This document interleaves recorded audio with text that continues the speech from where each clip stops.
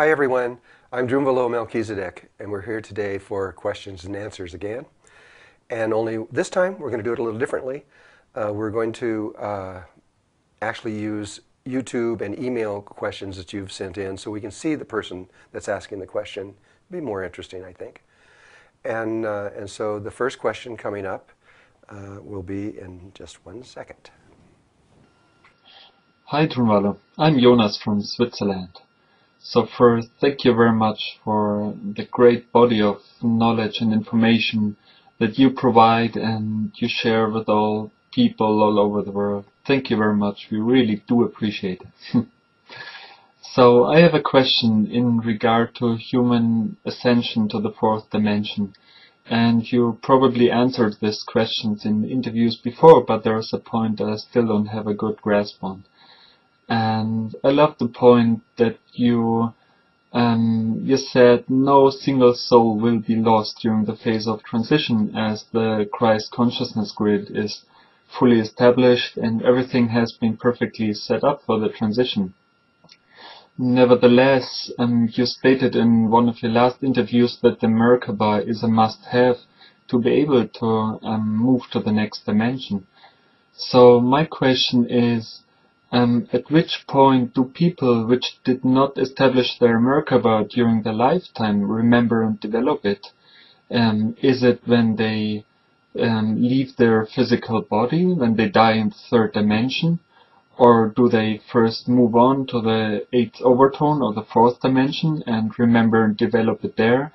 You once said that the 8th to 10th overtone of the fourth dimension works like a melting pot, and so humankind would reunite at that level, and then we move on as one entity on our journey to, through the next dimensions.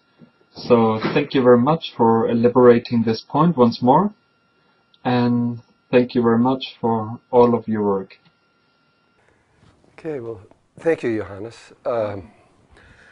That's a multi-level question, and I realize if I did say there's something I said that he said that is not correct, and when I get there, I'll say that. But I think what I'll do is just kind of present this all over again. Right now, everything is set up. Everything is ready for ascension. If there is anything left over that we need to do, I'm not sure what it is. We're just waiting for Mother Earth to make the move to begin everything, and it's really up to her when she does that. We don't know when she's going to do that. It's really a very personal thing to her. But what happens is once this mass ascension of the planet begins, there's three, right now, there are three possibilities. One of them is that you're going to go through ascension, which is what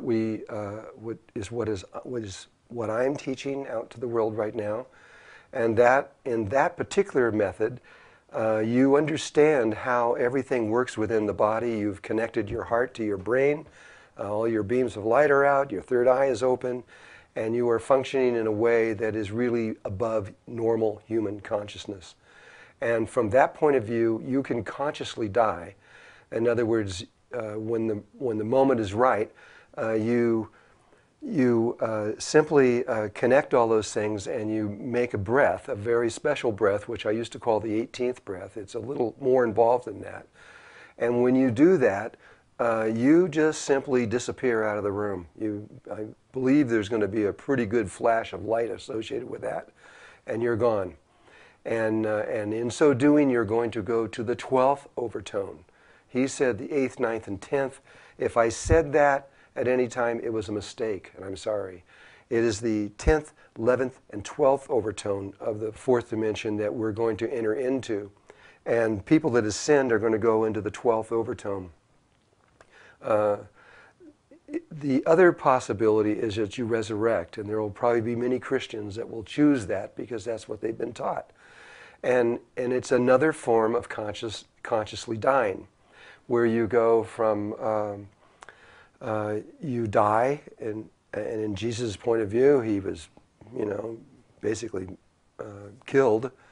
And it doesn't matter how you die, whether you're run over by a truck or you're blown up or anything else. It doesn't really make any difference. You die. And when you die, on the immediately after death, there's about a period of about 2.5 days to 4 days that you have to transcend into the next level of existence, which in this case would be the 11th overtone of the fourth dimension. When you die doing that, right before you start to actually make the movement into those levels of existence, when you're no longer, you're letting go of your body, and you're making the movement into that 11th overtone of the fourth dimension, at that moment you recreate your body and bring it with you. Now, the person who does the ascension automatically does that. They'll bring their body with you. When you get in the 12th overtone, you're going to be in this body, but you're going to be in a world that you may not understand. But in the resurrection process, it is almost identical, except that you recreate your body. How can you do this? Well, the body is not what we think it is. Most humans think it's a physical thing, and that when we die, we leave it here and we go on. But that's not the case. The body actually is an image that is produced from within human consciousness. And a person who is doing resurrection knows that. That's part of their training. They understand that the body is an image, and in so doing that, they recreate it as an image, and they recreate the body exactly as it is now, and they go on. The other people, which is going to be the vast majorities of the people that are on Earth right now, what they're going to do is they're just simply going to die in the normal way. But everything has been set up in such a way that when they die, when they get to, which will be the 10th overtone of the fourth dimension, when they get there, they will then be taught, basically, how to recreate their body so that they can stay there.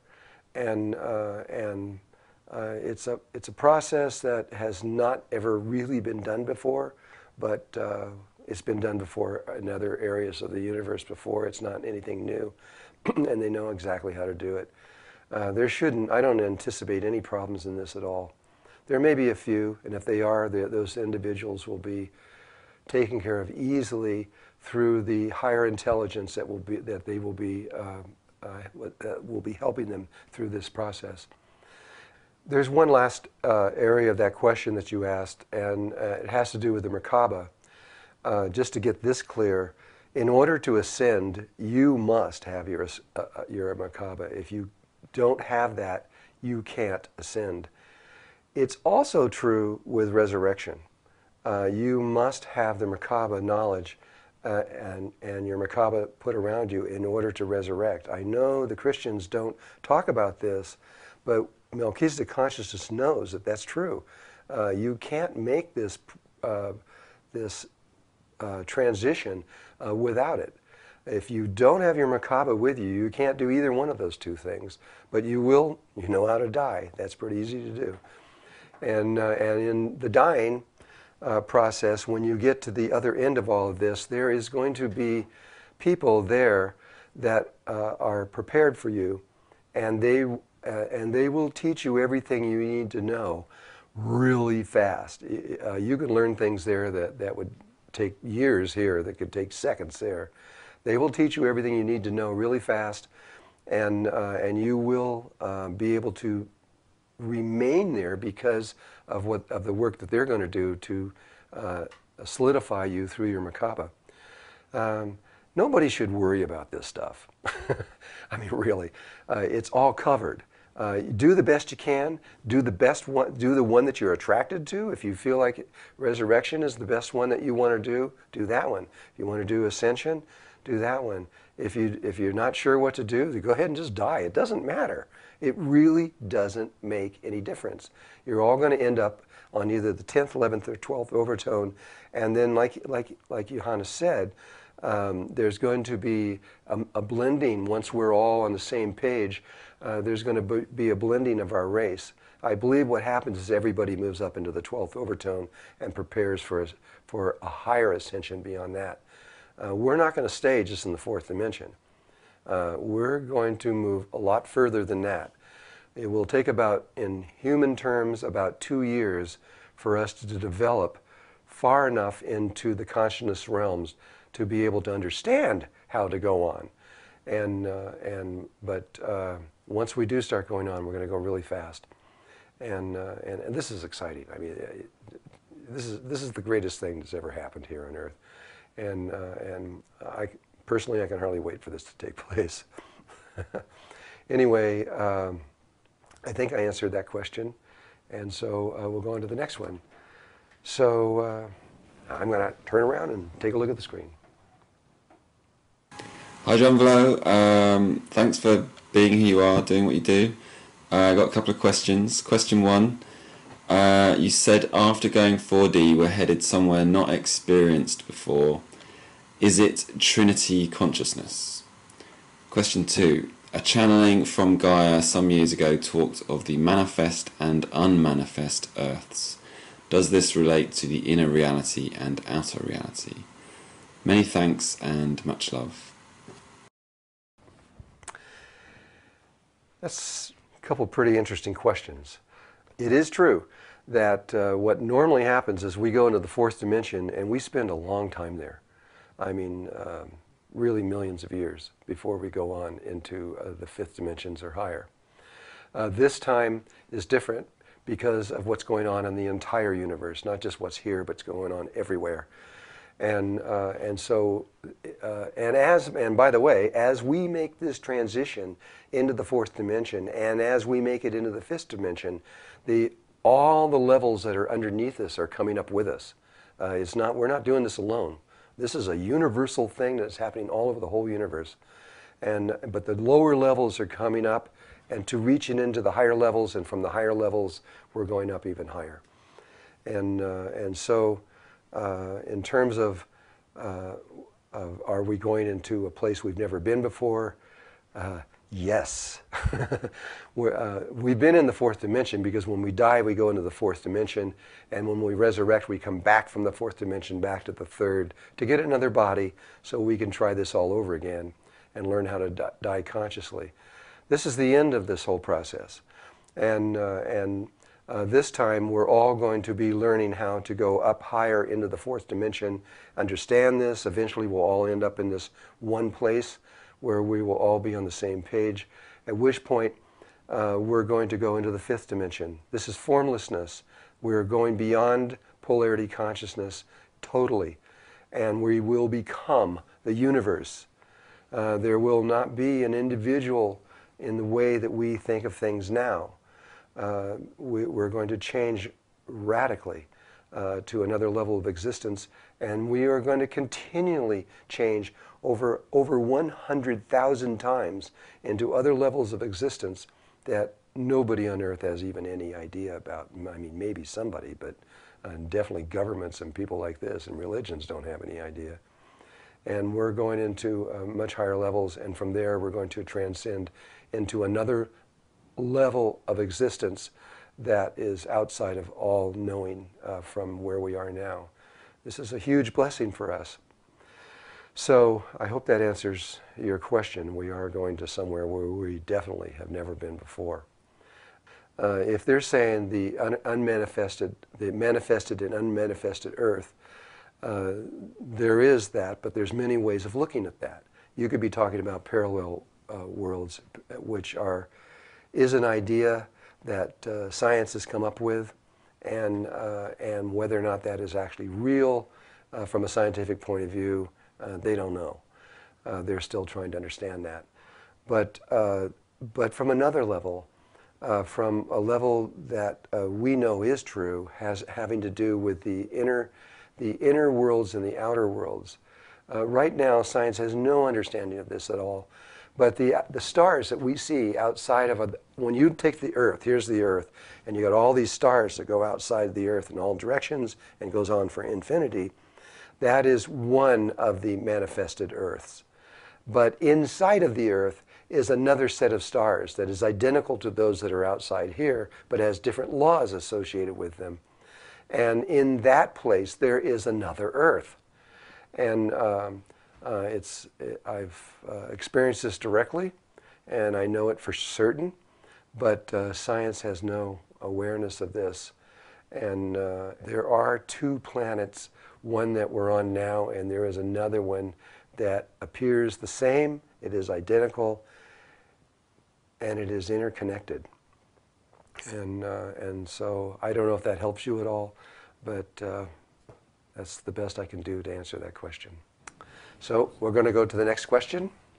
Hi, Drunvalo. My name is Svetlana. I'm Russian, but I'm living in Britain now with my family. I have a question. In your book, The Flower of Light, you wrote about the very few reincarnations, except in exceptional cases. I've also read many articles and watched documentaries.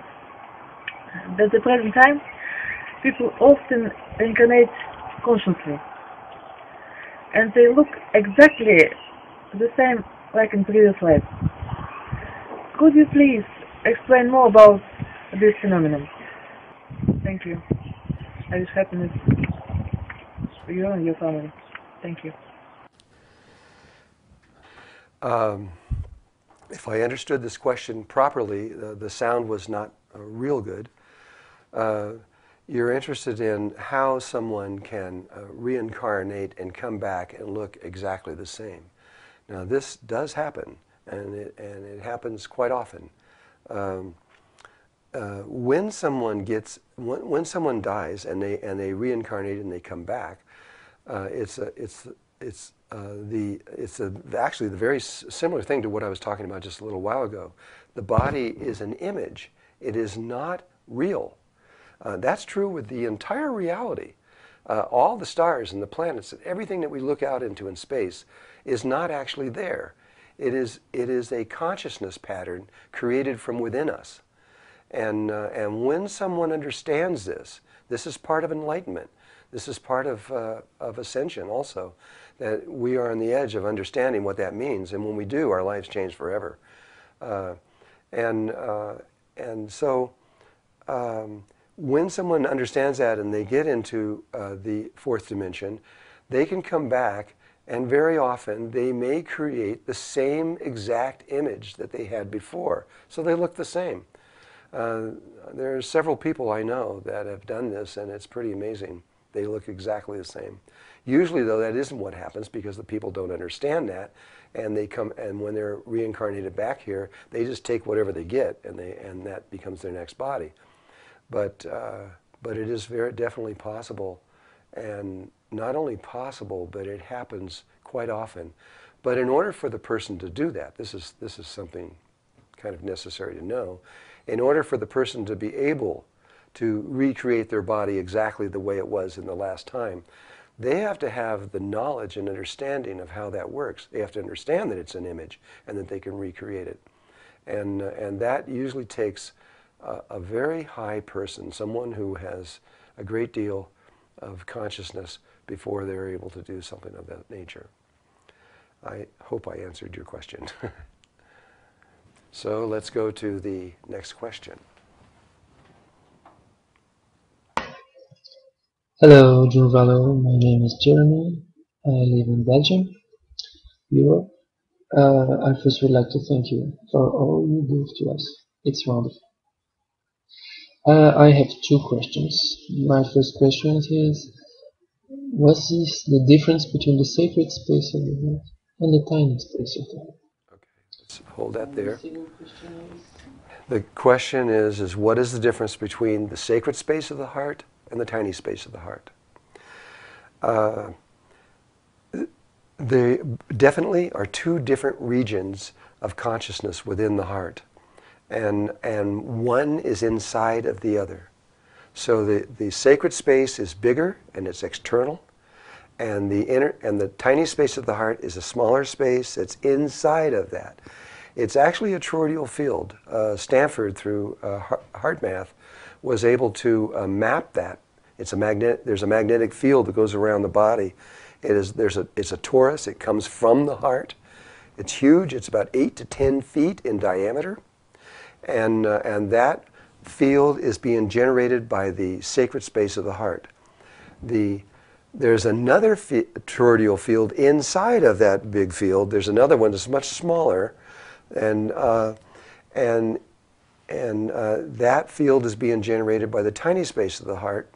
And so you can actually see by looking at what Stanford has discovered, if you look at the nature of how they are, one inside of the other, then you have a very good idea and understanding of how they are physically inside the body. When a person learns about this sacredness within themselves, and they travel and they leave their brain and they go down inside the sacred space of the heart, to get to the tiny space, they always have to pass through the sacred space first, because that's the outer field. And to get into the outer field, you have to pass into that one and then go into the tiny space, because it's contained within the outer one. And so that's the nature of the reality around our heart. And so I hope that helps to understand that. Okay, let's go to the second question he has to ask. And my second question is, what is the difference between making a program to the Merkaba and living the whole process of creation through the tiny space of the heart? I hope you Okay, explain thank you. something. That was a really good question. When you program the Merkaba, so you have an external field, for those of us that understand this, this is huge. It's about 55 to 60 feet in diameter, much bigger than the one we were talking about with the heart. And when you go in, as soon as that is developed around you, immediately you can begin to program the Merkaba. Programming the Merkaba is just like programming a crystal. You tell it to do something, you hold the crystal, and you look at the crystal and you tell it to do something, and it'll start doing it immediately.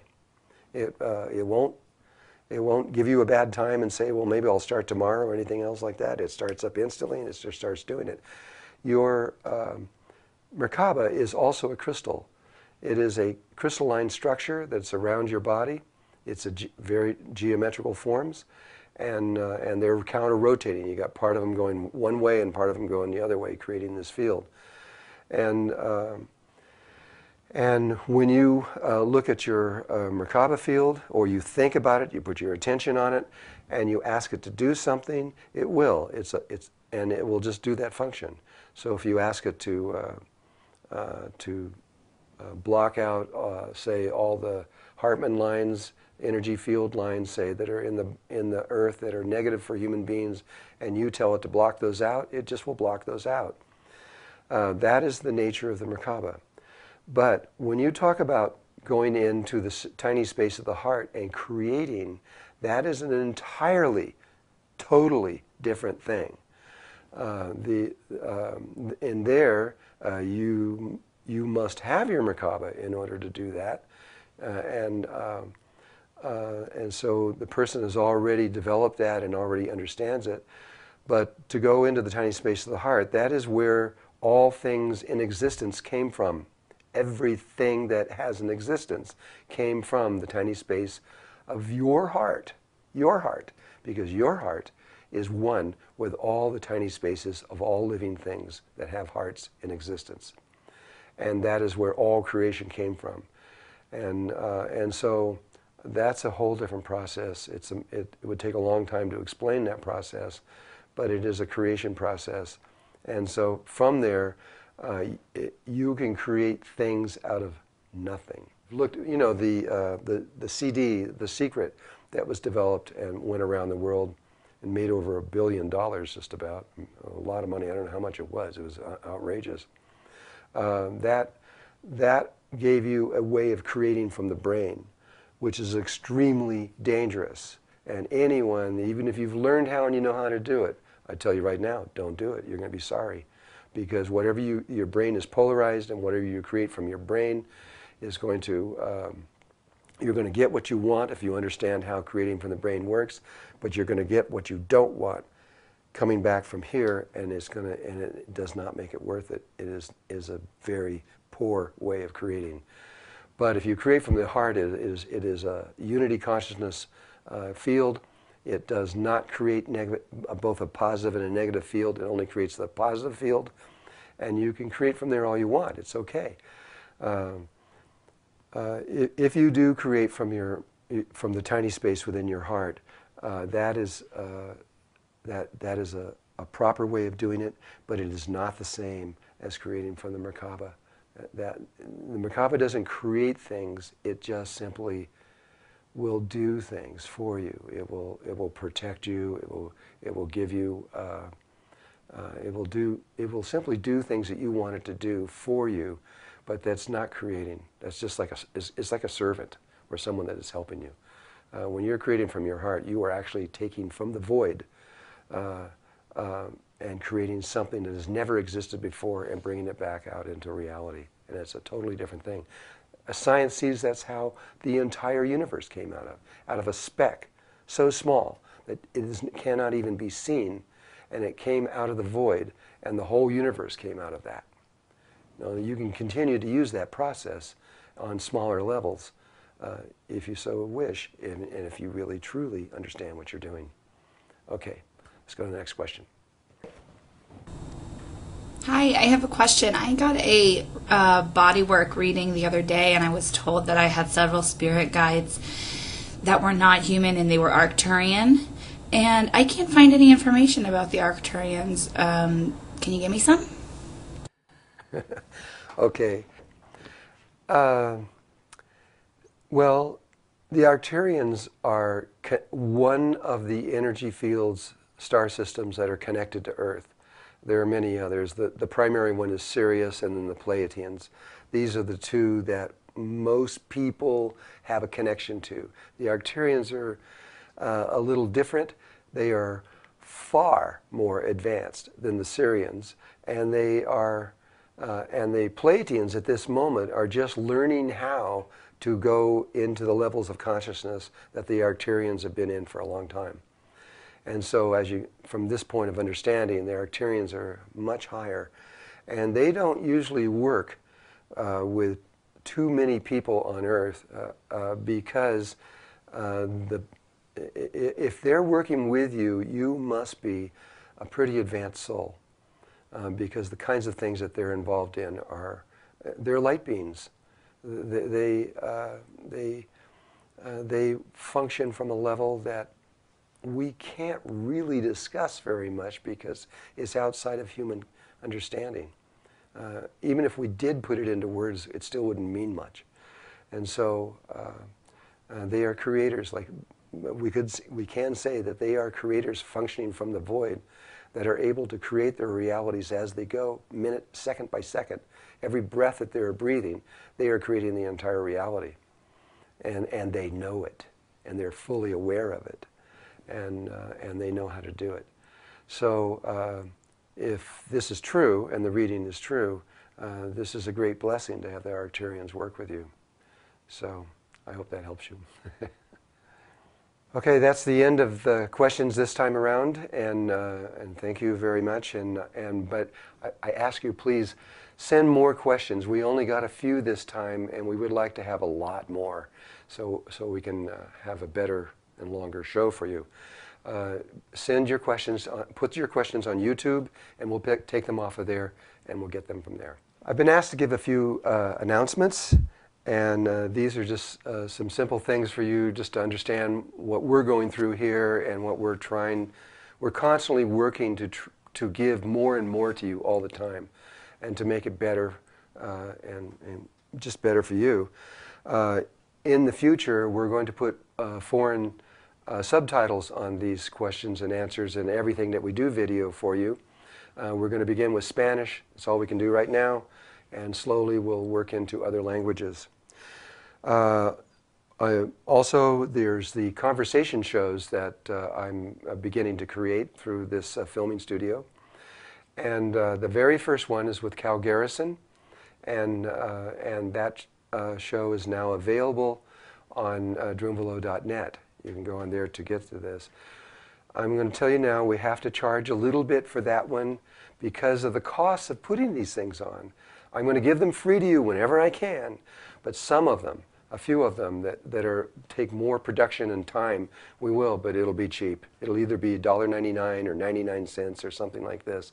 Just enough money so that we could pay for the incredible costs of doing all these things. And we're also going to come up with another show. We don't know what the name is going to be yet, but it'll be a show where there's not questions and answers and it's not interviews. It's just where I will take a subject and just talk about that subject in great detail. And that's a new one where we've just thought up, and we will be doing that pretty soon. And then to give you an update on the studio, this studio is a very small studio. I can about practically reach my hands across the walls here. And but the new studio, which will be much bigger and much more sophisticated, that one is developing. We're still in the construction stage of it. It's looking now like it's going to be either toward the end of July, or maybe it might go into August a little bit. I hope not. And at which point we're going to have a much better studio than we have now, and we'll be able to give you a lot better quality of what we're doing. And it's exciting. I can hardly wait for all this to be done. Anyway, I just want to thank you guys again for everything, for all your support and all the love that you've given me and the work that we're doing. And I really, from my heart to yours, I hope that what we're doing is truly helping you and making things easier for you as the world begins to transcend to another level of existence. Okay, thank you again. Bye-bye.